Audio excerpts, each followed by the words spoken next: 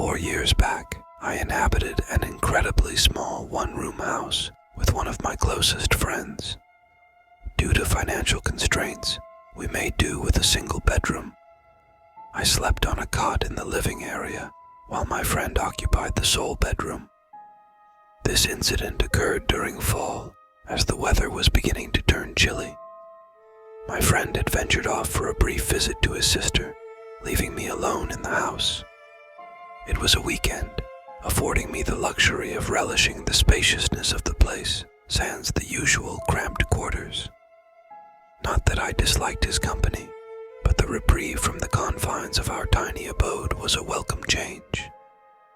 Returning home around 7 on that Sunday evening after a grocery run, I found myself with a spontaneous urge to extend my evening and watch a movie, despite having work the following day.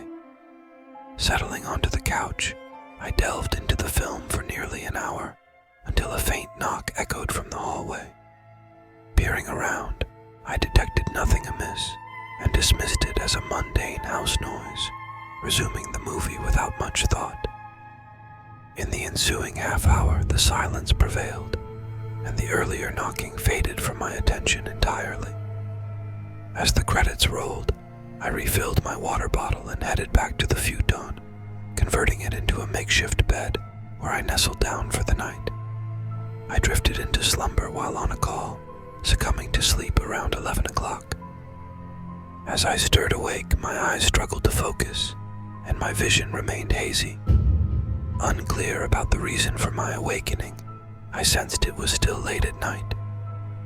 Rubbing my eyes to clear the haze, I detected a faint noise emanating from the far end of the house, a subtle creaking of wood, as though someone were treading cautiously on the floorboards. Alertness coursed through me, jolting me fully awake. Heart racing, I rose from the futon and ventured down the hallway. The creaking ceased as I peered along the corridor, but an ominous sensation enveloped me.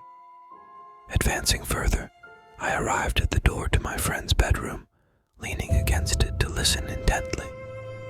Silence pervaded the house, not a single sound gracing the air. I cautiously turned the doorknob, allowing the door to inch open, scanning the cluttered and disheveled room. Puzzled, I stepped inside, flicking on the light switch. Abruptly, from the corner of my eye, I caught sight of a figure emerging from the gap between the closet doors. Startled, I lunged out of the room, slamming the door shut, and dashed for my phone. But the closet door creaked open, and footsteps echoed in the hallway. I swiftly grabbed my phone and bolted towards the back door, glimpsing a looming figure advancing down the hallway toward me. Bursting out through the back, I made my way into the yard, but to my relief, the man didn't pursue. As soon as I felt secure, I dialed the police. Law enforcement combed through the premises, yet their search yielded no substantial leads about the man's identity or motive. The manner of his entry into the house remained uncertain, though it's presumed he broke in during my grocery run that evening. The incident left both my friend and me rattled. I confided in him, and eventually we vacated the premises, fervently wishing to avoid any further encounters with the intruder.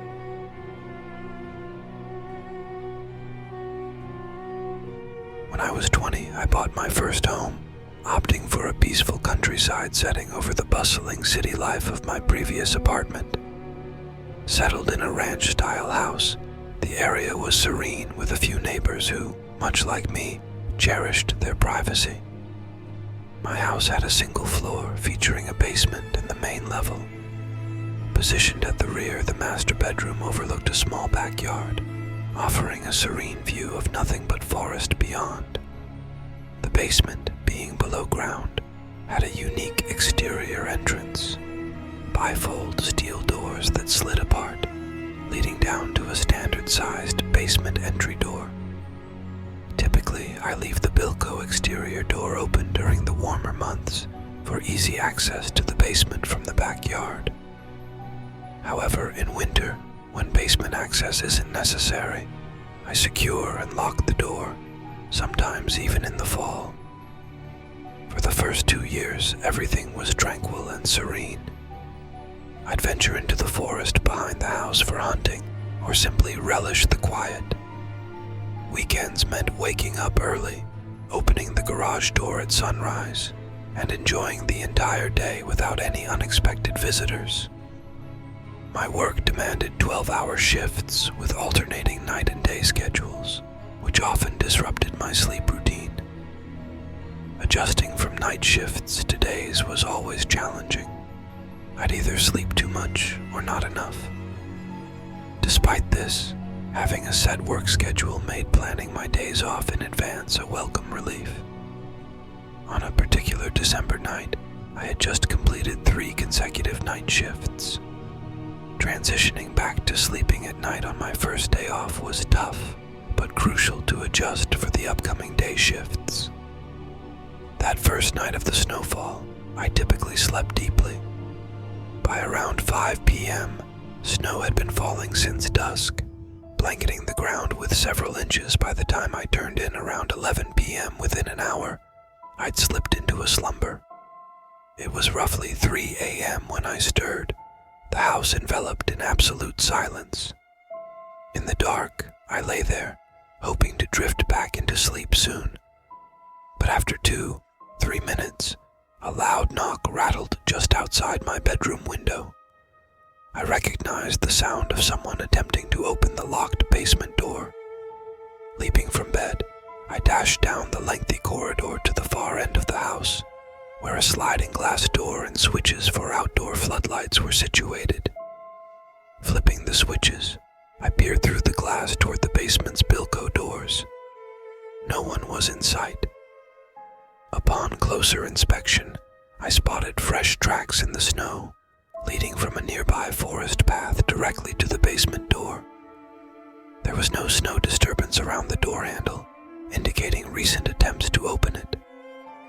Another set of footprints dashed away from the door, marked by a distinctive rooster tail pattern, implying someone had sprinted away from the house as fast as they could. I remained awake until almost daybreak, keeping the floodlights ablaze at the rear of the house. At dawn, I resolved to trace the footprints leading into the woods, but the freshly fallen snow, combined with gusty winds, obscured them just a few steps in. It seemed whoever had attempted to break in might have heard the commotion inside as I moved down the hallway with my 240-pound frame. They likely fled into the woods before I reached the sliding glass door and illuminated the area with the floodlights. Opting not to involve the authorities, I noted that nothing had been damaged or taken. From that moment forward, I ensured all doors were secured and refrained from leaving the garage open unless I was working there. 8 years later, I sold the house without any further untoward incidents following that occurrence.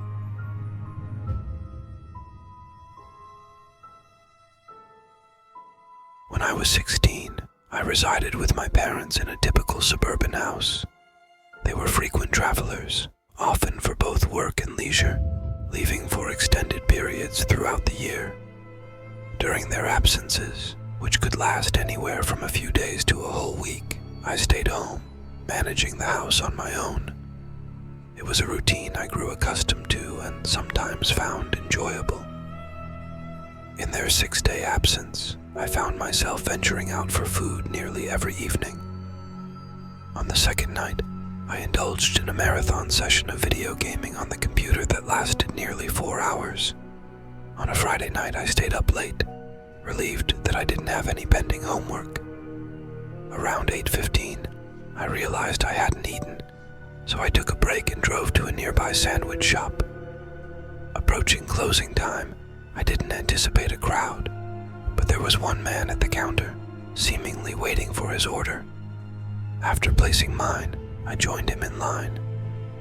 As I waited, I observed his peculiar appearance, tall and slender, with unkempt attire and long, sparse hair. He collected his order, chuckled to himself, and left, leaving me intrigued by his uniqueness. Soon after, I got my food, hopped into my car, and swiftly headed home. The streets were fairly empty, making my return quick. Settling into my room, I turned on a video to watch while eating, still wide awake at 9 p.m. and planning to stay up a bit longer.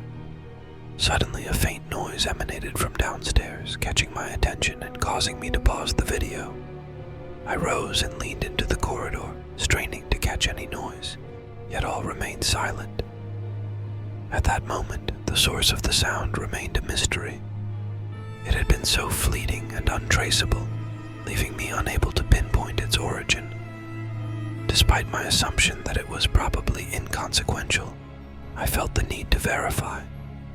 Descending the stairs, I scrutinized every corner, finding everything in its usual place. As I passed by the front door, realization struck. I replicated the noise by jiggling the doorknob. Someone had tried the door. Rushing to the peephole, I glimpsed nothing. My next move led me to the back door, my gaze fixating on a figure in the backyard near the barn door. It bore a resemblance to the man from the sandwich shop, tall and lean. Yet, in an instant, he entered the shed. I seized the moment to call the police, dialing 911 while observing the shed from my room window. The operator assured me help was on the way, but within moments, the man emerged from the shed carrying several hefty tools. He dashed toward the house, making a beeline for the back door. I dashed into the hallway, seeking to intervene or flee. Yet the reverberating clang of metal striking the back door halted my steps. Adrenaline surged, prompting a swift decision to run. Descending the stairs, I made a beeline for the front door. Observing the assailant relentlessly assaulting the back door, I sprinted into the yard and down the street, reaching the block's corner in haste. Minutes elapsed before 2 police cars swerved into the driveway and surged through the breached front entrance. Racing back to my house, I arrived as the officers escorted the intruder out, locking him in their vehicle. He had a heavy pipe wrench pilfered from my parents' shed and had wrought destruction in a fit of rage. Moments later, more police arrived. Why he trailed me home and unleashed such havoc remains a mystery, but it was evident the man grappled with severe mental instability. Had I stayed, he might have breached my room before law enforcement's arrival. The potential outcomes of that are anyone's guess.